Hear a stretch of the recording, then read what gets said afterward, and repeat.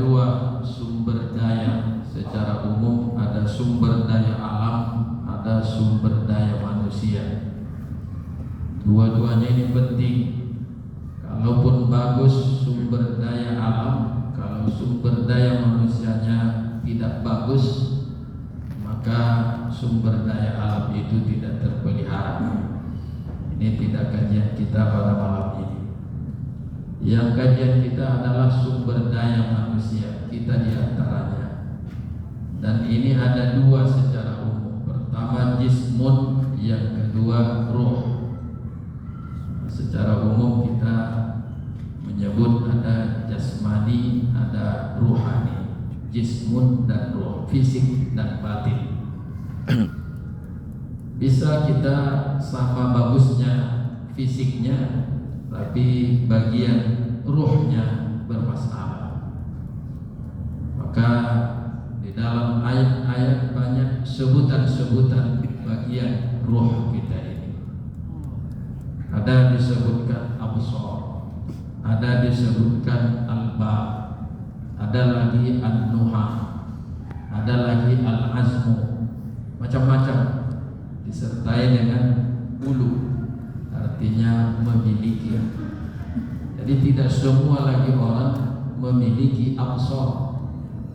Allah katakan yang penting itu hatinya atau qalbunya melihat.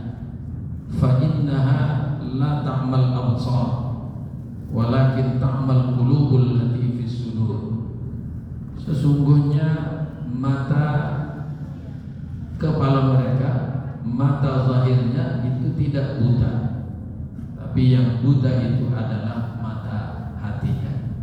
Walakin ta'mal qulub allati fis sudur. Yang buta itu adalah qalbunya yang ada di dalam dadanya. Nah, inilah yang harus kita jaga atau kita aktifkan kembali. Kita servislah seperti yang dikatakan pada kajian yang lewat, supaya ibarat lampu mobil yang mungkin sudah mati atau sudah putus bolanya, sehingga walaupun kelihatan dari luar bagus, tapi tidak lagi berfungsi, tidak menunggulkan lagi, tidak lagi melahirkan cahaya. Maka oleh karena itu Bapak Ibu yang dimuliakan Allah, Rasulullah diperintahkan Allah, fasbir kama sabara ulul azmi minal rusul. Wahai Muhammad, bersabarlah, artinya teruslah berjuang seperti sabarnya ulul azmi dari rasul-rasul itu. Jadi ada juga saatnya Nabi melemah semangatnya, tapi Allah menyuruh supaya bangkit semangatnya, seperti semangat dari rasul-rasul yang dijuluki sebagai ulul azmi. Azmi itu adalah semangat dan kemauan yang besar, atau semangat dan kemauan yang tinggi. Siapa itu yang dijuluki ulul azmi itu? Ada 4 selain Rasulullah, yaitu Nabi Nuh. Nabi Nuh ini kita lihat, bisa kita lihat dalam surah Nuh ayat berapa itu? Ayat 5 dan 6. Rabbi inni da'utu qaumi lailan wa nahara. Wahai Tuhanku, kata Nabi Nuh, aku berdakwah untuk kaum ya, siang dan malam. Malam yazidhum du'ai illa firara. Tapi tidak bertambah dengan dakwah saya itu, kecuali justru makin lari. Berapa lama Rasulullah atau Nabi Nuh itu berdakwah, mengajak kaumnya, itu diriwayatkan 70 tahun. Bayangkan 70 tahun tidak kendor semangatnya. Kita 17 malam sudah kendor semangatnya. Ya banyak buktinya. Nampaknya ustaz-ustaznya pun mulai lemah semangatnya, karena jamaahnya pun sudah kendor semangatnya. Jadi kalau begitu, fasbiru, hendaklah kamu semua semangatnya naik, bersemangat, ya, kemauannya tinggi, sebagaimana semangat dan kemauan dari rasul-rasul yang dijuluki Allah ulul azmi ya minar rusul. Nabi Ibrahim bagaimana semangatnya? Tidak pernah mundur semangatnya. Walau sekalipun dia diancam dibakar, tapi dia tidak pernah kendor semangatnya. Apalagi membina keluarganya. Doanya selalu bagaimana generasi-generasi setelah dia menjadi pemimpin-pemimpin. Wa idibtala Ibrahim rabbahu wa idibtala Ibrahim rabbuhu bi kalimatin fa'atammahun. Ingatlah wahai Muhammad, ketika Ibrahim diuji Allah dengan kalimat-kalimat. Jadi ada juga asesmennya, ada juga ya ujian kepada Nabi Ibrahim. Tapi dia selesaikan ujian. Kita kadang-kadang tak perlu seleksi soal keilmuan atau soal kepantasan. Pokoknya asal terima KPU bisa jadi pemimpin. Tapi Nabi Ibrahim kenapa dia jadi pemimpin diangkat Allah? Memang diuji Allah. Luluskah dia 100%? Dia 100% lulus. Karena Allah katakan fa'atammahun, semua ujian itu diselesaikannya dengan sempurna. Maka Allah katakan qala inni ja'iluka lin-nasi imama. Maka Allah katakan kujadikan engkau sebagai imam, sebagai pemimpin kepada manusia.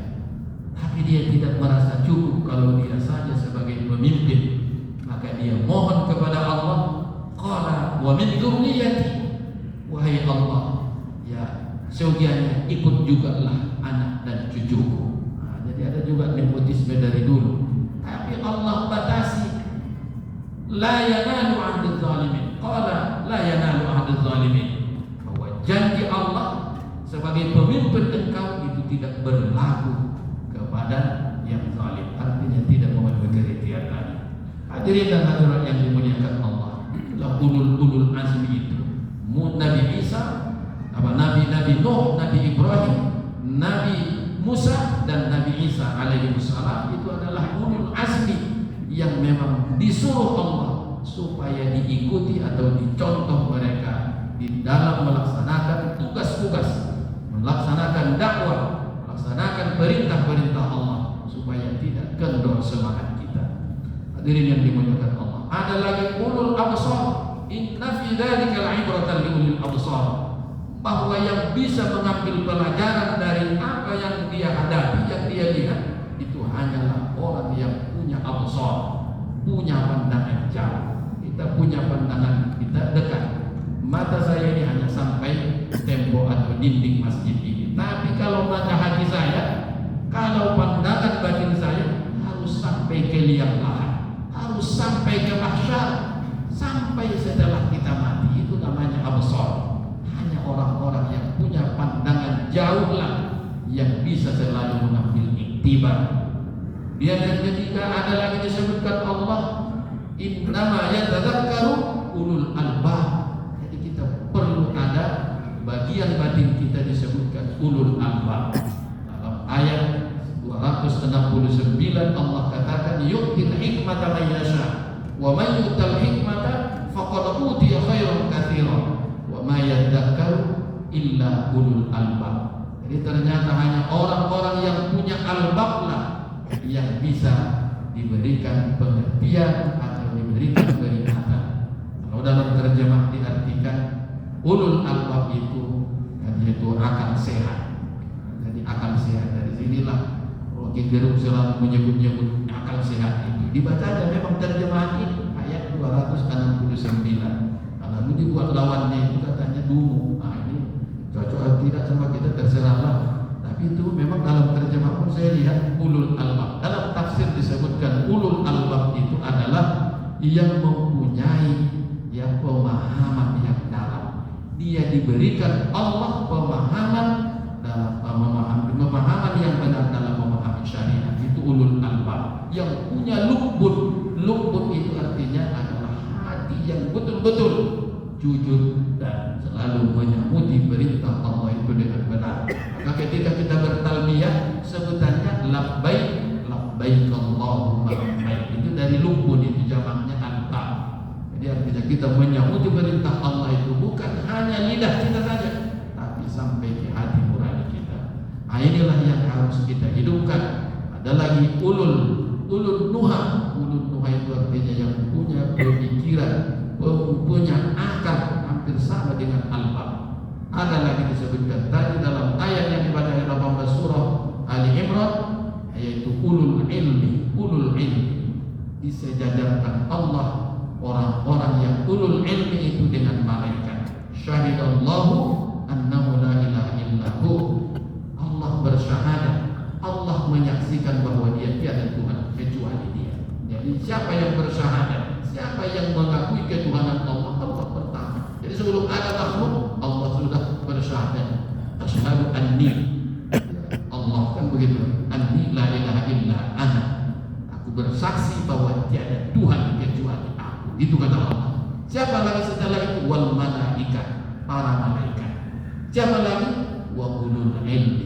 Tapi ulul ilmi ini tidak semua yang punya ilmu dalam ilmu ketuhanan. Hanya orang-orang yang berilmu akidahlah yang konsisten sampai hari kiamat dia mengakui keesaan dan ketuhanan Allah. Tapi yang lain ada disebutkan dalam ayat, mereka lalai. Dulu sudah bersaksi, sudah MOU dengan Allah.